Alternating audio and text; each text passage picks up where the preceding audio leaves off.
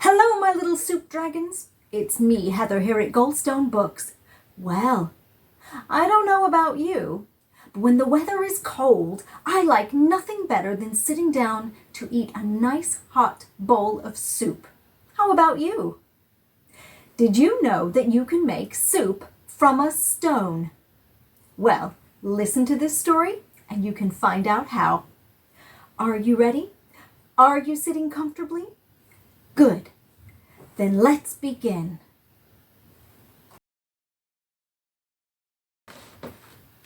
Stone Soup, based on the story by Anne McGovern.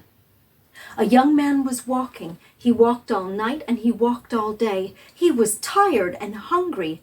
At last he came to a big house. "What a fine house this is," he said to himself. "There will be plenty of food for me here." And so he knocked on the door. A little old lady answered.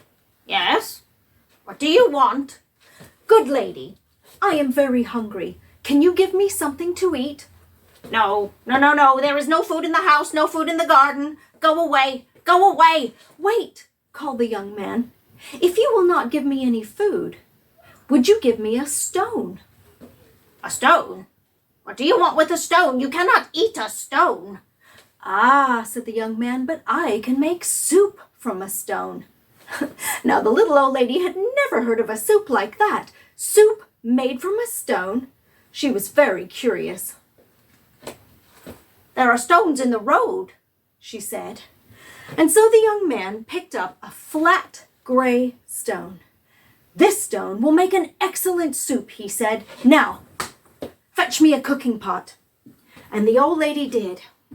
"Now, fill it with water and put it on the fire." And the old lady did that as well. Then the hungry young man put the stone into the pot. "Now we will wait for the stone to cook into soup," he said. The pot bubbled and bubbled. After a while, the little old lady looked in and said, "Oh, the soup is cooking fast." "Yes, well, it's cooking fast now," said the hungry young man, "but it would cook faster with some onions." And so the little old lady went out to her garden and dug up some onions. Into the pot went the yellow onions with the flat gray stone. "Soup made from a stone," she said. "Well, fancy that."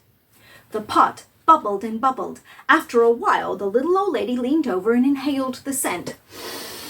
"Oh, the soup smells good," she said. "Well, it smells good now," said the hungry young man, "but it would smell better with some carrots." And so the little old lady went out to the garden and dug up some carrots. Into the pot went the long, thin carrots with the yellow onions and the flat gray stone. "Soup made from a stone," she said. "Well, fancy that." The pot bubbled and bubbled. After a while, the little old lady looked in and said, "Ooh, the soup looks good." "Well, it looks good now," said the hungry young man, "but it would look better with a red pepper." And so the old lady went out to her garden and cut a red pepper from the vine. Into the pot went the sweet red pepper with the long thin carrots, the yellow onion, and the flat gray stone. "Soup made from a stone," she said. "Well, fancy that." The pot bubbled and bubbled. After a while, the little old lady decided to taste it. "Oh, the soup tastes good," she said.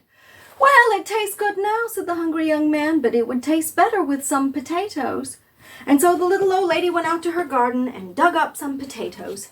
Into the pot went the chunky potatoes with the sweet red pepper, the long thin carrots, the yellow onions, and the flat gray stone. "Soup made from a stone," she said. "Well, fancy that." The pot bubbled and bubbled. After a while, the little old lady looked in and said, "Oh, the soup is a bit thin." "Well, it's a bit thin now," said the hungry young man, "but it would be thicker with some barley." And so the little old lady went to her cupboards and got some barley. Into the pot went a few handfuls of barley with the chunky potatoes, the sweet red pepper, the long thin carrots, the yellow onions, and the flat gray stone. "Soup made from a stone," she said. "Well, fancy that." The pot bubbled and bubbled.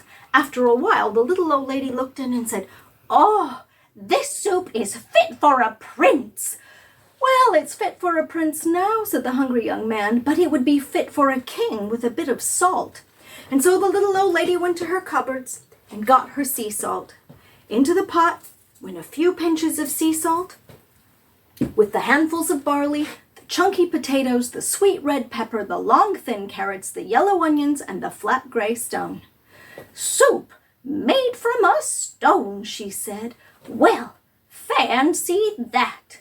The pot bubbled and bubbled. After a while, the hungry young man looked in and said, "Now this soup is fit for a king, and now we shall eat it." And so the little old lady and the hungry young man sat down at the table and ate every drop of the delicious soup. "Oh, it's time for me to go," said the young man, and he pulled the stone out of the pot. "Oh, where are you taking the stone?" asked the little old lady.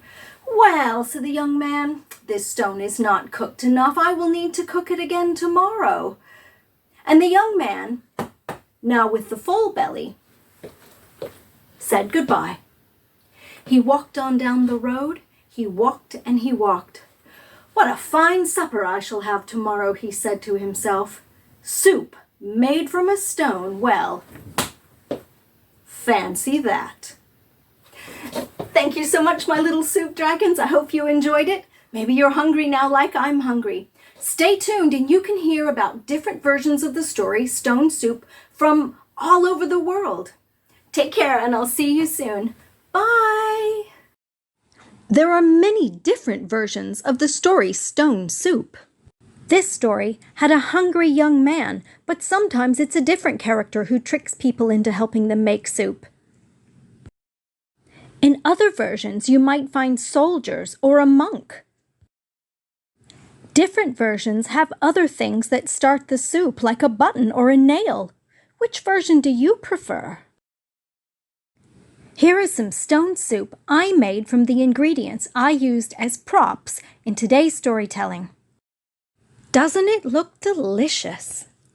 I hope you enjoyed the story, and maybe you will also enjoy some soup.